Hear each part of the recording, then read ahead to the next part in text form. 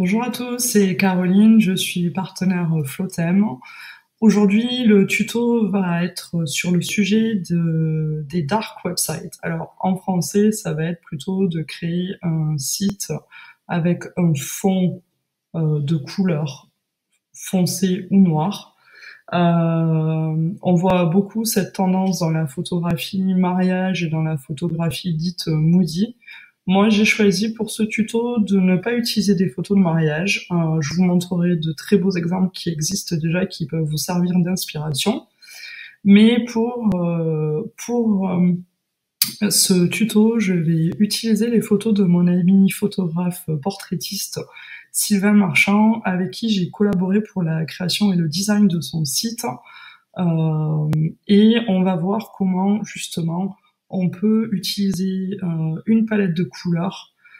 Et finalement, que ça soit dark ou pas, c'est vraiment comment maîtriser votre palette de couleurs pour créer un site qui soit à votre image et avec une identité marquée.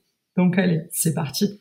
Alors, moi, je voudrais déjà commencer par vous parler de votre palette de couleurs. Avant même de vous parler de dark website ou voilà. Un dark website, c'est un site qui a une vraie maîtrise de sa palette de couleurs. La palette de couleurs, pour moi, c'est essentiel parce que c'est un outil qui nous permet, dans notre communication, de nous rendre uniques et vraiment de pouvoir valoriser notre travail de photographe ou de vidéaste ou de blogueur. On a un rapport à l'image très fort et il faut que les couleurs que l'on choisit soient choisies en fonction de notre travail. Donc quand je collabore avec une personne pour le design d'un site, je commence toujours par ce point-là. Où est-ce qu'on en est de la palette de couleurs? Est-ce qu'elle a été identifiée? Oui, non, sinon il y a des étapes pour le faire et je vous invite vraiment à vous pencher sur vos palettes de couleurs. Ensuite, au sein de cette palette de couleurs, il y a des choix qu'on va faire, mais aujourd'hui, ça va être comment utiliser ces couleurs pour sortir un peu de l'ordinaire avec un background qui soit blanc. Et c'est sûr on pense de suite, dès qu'on parle de background foncé, on va penser à l'univers du moody.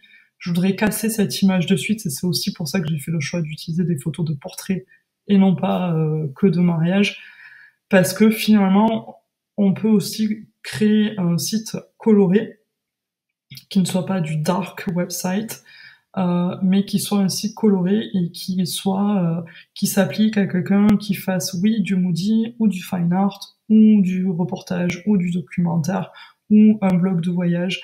Ouais, il y a plein de choses que vous pouvez faire où vous pouvez utiliser la couleur, il vous faut juste la maîtriser.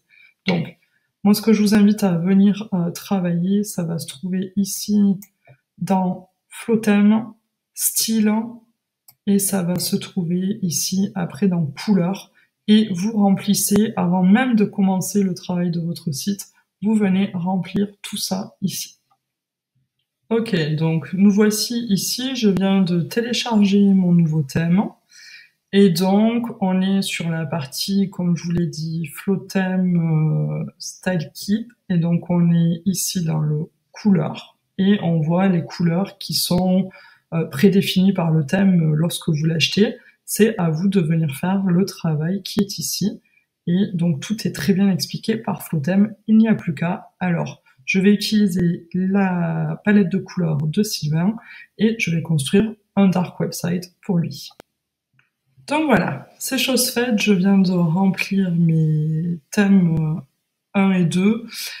Je viens de remplir avec le code couleur donc de Sylvain et on va maintenant pouvoir, vous voyez, il y a des variations ici et on va maintenant pouvoir aller directement dans nos flexblocks et pouvoir jouer dès qu'on en aura envie avec toutes ces couleurs qui sont préenregistrées.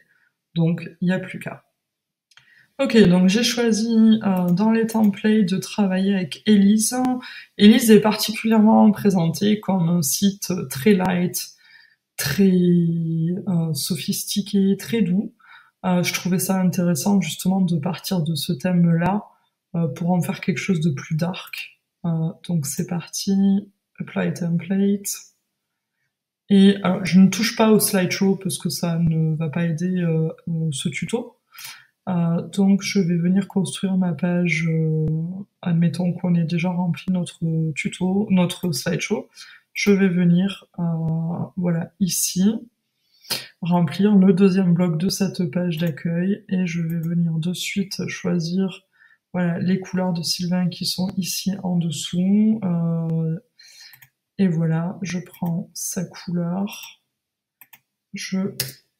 j'enlève ces deux vidéos que je vais remplacer par des images qui lui sont propres.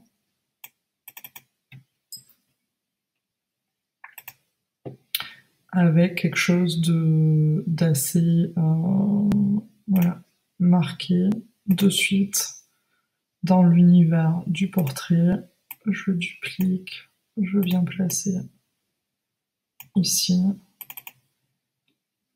et je prends ça. Voilà.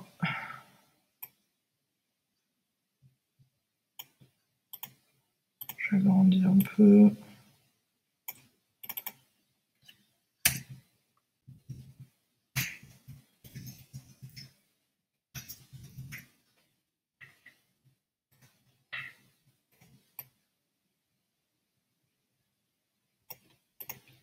Hop.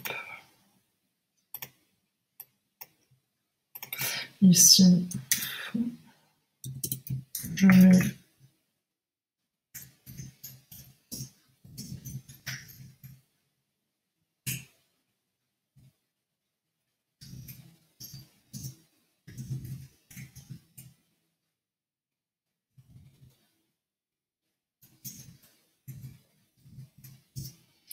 OK, je vais changer la police. Et je vais choisir celle-ci. Et je vais choisir dans ma palette de couleurs, sa couleur ici. Voilà.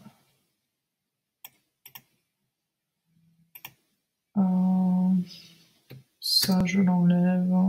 Ça aussi. Voilà.